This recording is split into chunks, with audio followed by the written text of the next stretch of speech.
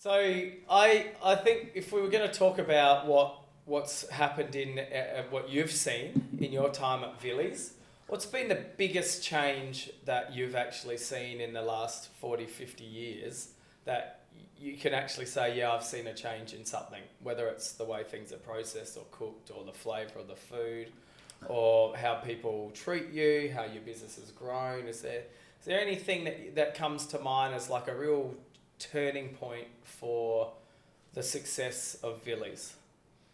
Well, then let's go back a bit. When I started making pies and pastas and sausage rolls, sandwiches and pies and pastas and sausage rolls were about the same price. Today, where a pie finishes, a sandwich is yet to start a fair way off. Yeah. They drag the ham across the marge, and if anything sticks you a good fortune, you know, and it's expensive. And then people bitch about the cost of a pie. I use real meat. Most people use TVP, textured vegetable protein, and it looks like meat, but you can flavour it chicken, lamb, beef, whatever you like, turkey. I will not drop my standards. A meat pie should only contain meat, okay, and so on. That's what you're selling. And the consumer also knows, once they try it, it's about the taste. The consumer knows what they're paying for. The Australian consumer, over the years, has become savvy. And when I first remember going back, I used to make stuff and people would say, Vili, I've got a function going, what do I need? I said, who's going? Aussies, anything. Right? Ethnics, more particular. Right? And now, the Aussie has woken up, relate to red wine, once in a flagon, then we're upmarket to casks. Yeah.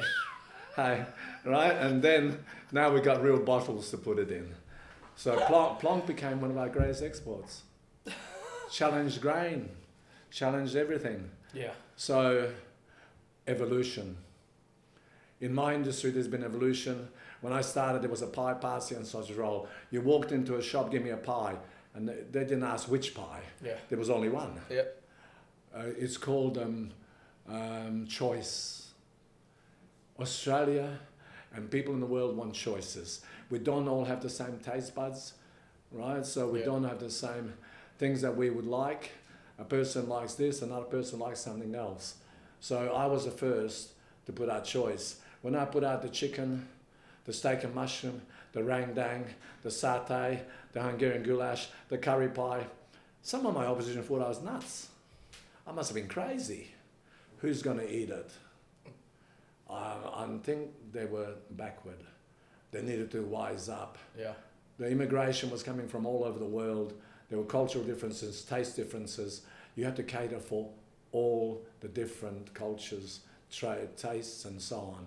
So if I was to say what put me in front of anybody else, is to be that one step ahead or maybe two steps ahead on the consumer. In saying that, I'm sure you haven't got it right all the time. Oh, yeah.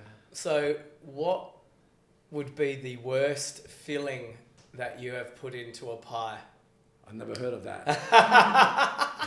Right. It would never make the market. All right, Okay. so there's no secret testing one day and you went, yeah, that's going to work, or not at all? I have been privileged in my life that I've got an excellent nose and an excellent taste for food and wine. And I'm the ultimate judge, but now my son's become the ultimate judge because while I'm on certain tablets, my taste buds have suffered a little bit. Okay. And so on. So, and there's a team out there currently in marketing and so on. To give you an example, the little Vilis packets, I had my ideas on tradition, old world, and he was selling okay. Then my marketing team, came up, and the younger brigade said, I think you're old-fashioned. And I looked at them and I said, you're kidding me. But then again, I said, well, show me. I'll give you a few months. Okay, so they did. I must say, I had to eat crow, okay, because of the fact that they were right. So, things have changed again. Yeah. I have to change my way of viewing. And so I rely on the team more today than I did on just myself. And the fact is I won't be here forever. There's 3 generations in my business. My son, my daughter, my grandchildren, 27 and 23, all in the business. So all in different fields. Yeah. And so on. I try to educate them. If they want to work for me, this is where the needs are for the business.